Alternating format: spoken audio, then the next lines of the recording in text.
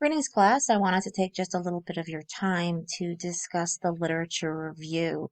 Now, at this point, you have identified your problem area. All introductions have been returned, and I hope that if you have any comments or any questions that you'll reach out to me.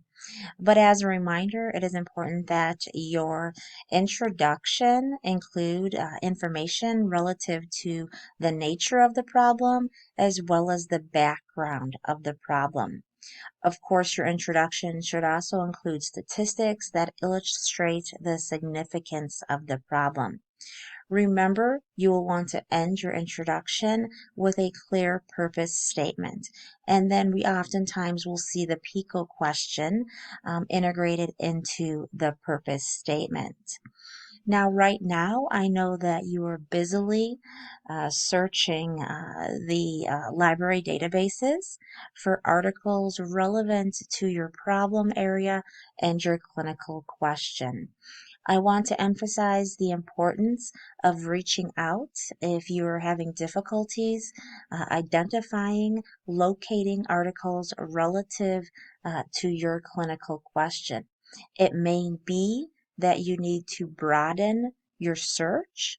Now, on the other hand, if you are coming up with a significant number of articles and you are overwhelmed having to move through those articles, it may be of some benefit to then narrow your search before you begin reading and rereading through those articles. So you may need to either broaden or narrow your search depending on the number of articles that you are finding with the search terms you have in place. I want to emphasize the importance of searching across different databases to do not limit your search to one database. I also want to emphasize the importance of not limiting to full text available online. When you limit to full text available online, you are casting aside a number of relevant articles that it would be beneficial for you to in fact have. So our interlibrary loan process is very efficient.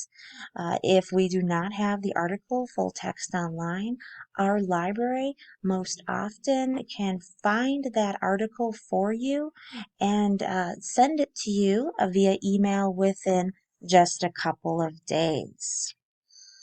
Now, at this point, it is important that you begin to look closely at the articles that you have, and you might consider grouping those articles.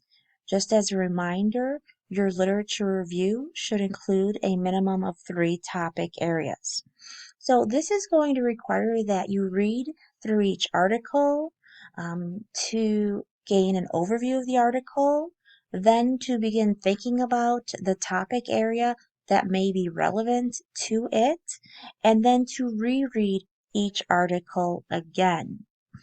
Now, at this point, you could begin to think about placing your articles within the literature review matrix. The literature review matrix is a very common assignment in undergraduate nursing research courses. The literature review matrix will help you organize your sources efficiently. Matrix also allows you to compile details about each source. And then once you have compiled your sources, really it becomes so much more manageable to identify the similarities and the differences between articles.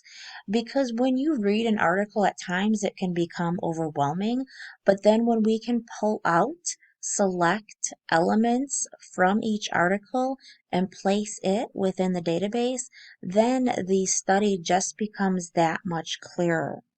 Now, I do want to emphasize that there are different literature review matrix templates available. And in fact, I have one here for us, and I did post this particular template in Module 3. Now, I posted another template in the announcements last week.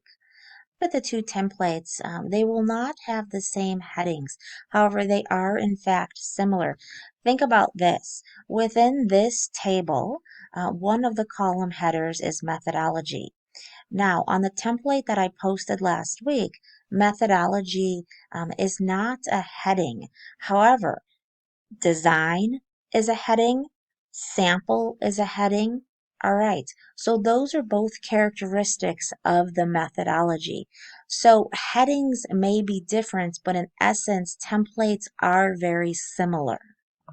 When we look at this table, this table also includes a column header which combines analysis and results. And in the template that is posted in announcements, analysis and results are in two different columns. Now, this template also separates implications for future research as well as implications for practice, where they are combined under the same topic area in the other template. Now, perhaps what this template does not offer that the other template does is that the other template does ask for your identification of the strengths and weaknesses of the articles. And I think that's significant because you may have 15, 20 articles that address your clinical question. And for the purposes of this assignment, you only need to include a minimum of 10 articles. And so which 10 articles do you plan to include in your literature review? Well, you would want to include the ones that are of high rigor, correct? You'd want to include the ones of highest quality. And so, with a template that asks or draws your attention to the strengths and weaknesses and encourages you to look at those, sometimes that can be helpful.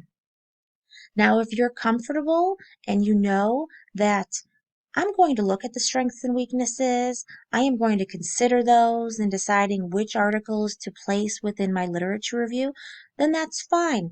If you don't want to include those or strengths and weaknesses as a header and you prefer this template. Looked for methodological strengths and weaknesses, and you have determined which primary research articles to include in the review. It is now time for you to begin to think about writing your literature review. Now, you will need 3 different topic areas. I want to emphasize that within the literature review, you will do more than summarize each individual study. You will instead want to synthesize the literature. And so when I say synthesize, you will want to plan to discuss how individual studies relate. How are they similar and how are they different?